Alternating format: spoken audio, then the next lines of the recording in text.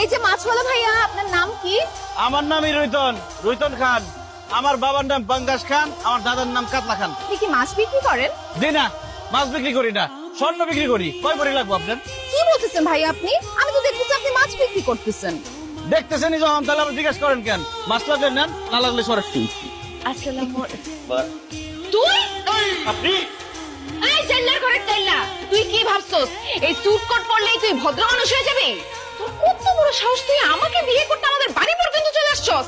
এই নিয়ে 32টা বিয়া ভাঙলো, আমি কানবো নাকি খুঁজতে নাচবো? আল্লাহ রে, গায়ের মধ্যে এত পারফিউম দেই, এত আতর দেই, তারপরে মাছের গন্ধ কেন যায় না?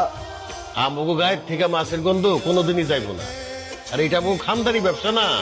সুইট এগুলো কি বলতেছে? তুমি সত্যি জেলে তুমি মাছ বিক্রি করো? মিথ্যা কথা বলতেছে। আমি জেলে হইতে যাবো কোন দুঃখে? আমি তো স্বর্ণ ব্যবসায়ী। আমি আর আমার বাবা দুজনে স্বর্ণ ব্যবসা করি, দুবাই থেকে স্বর্ণ আনি। কি তুই আর তোর বাপ স্বর্ণ বিক্রি করস? দোস্ত, তুই আমার কথা বিশ্বাস করতেছিস না তো? গা থেকে স্মেল নিয়ে দেখ, দেখবি মাছের বিচ্ছিরি গন্ধ আসতেছে। দেখ দেখ।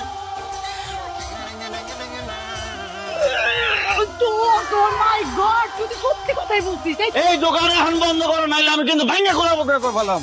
কেন? আমার মাছের দোকান থাকবি কেন? আমার বিয়ার বয়স হয়ে গেছে, এখন আমার বিয়া করতে হইব। এই মাছের ব্যবসা যতদিন থাকবো, এতদিন আমি বিয়াও করতে পারবো না, সংসারও করতে পারবো না। এই কই হইব না, আমি তো তোর বিয়ে ঠিক করে ফেলাইছি। ঠিক আছে আব্বা, সত্যি আমার বিয়া ঠিক করে ফেলাইছো? এই যে ওরে ফকিন্নির বাচ্চা, ফকিন্নি গাড়ের মরা, তুই নি পাত্রী? হ্যাঁ, আমি তো পাত্রী। পাঙ্গাস টাকা তো তোর লাগি আমার বিয়া ঠিক করতে। তুই তো আব্বা, তুমি এটা কি কাজ করছো?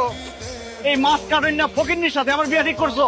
কি করবো, নাসিবা ছাড়া আর কোনো মাইয়া তোর সাথে বিয়ে বসে রাখি না, এই জন্য নাসিবার সাথেই তোর বিয়ে ঠিক করছি। আব্বা, তোমার কি মাথা খারাপ হয়ে গেছে? সে বাজারের মধ্যে মাছ কাটে, এরকম একটা বেড়ির সাথে তুমি আমার বিয়া ঠিক করলা কোন আক্কেলে? আরে মাছ কাটলে সমস্যা কি?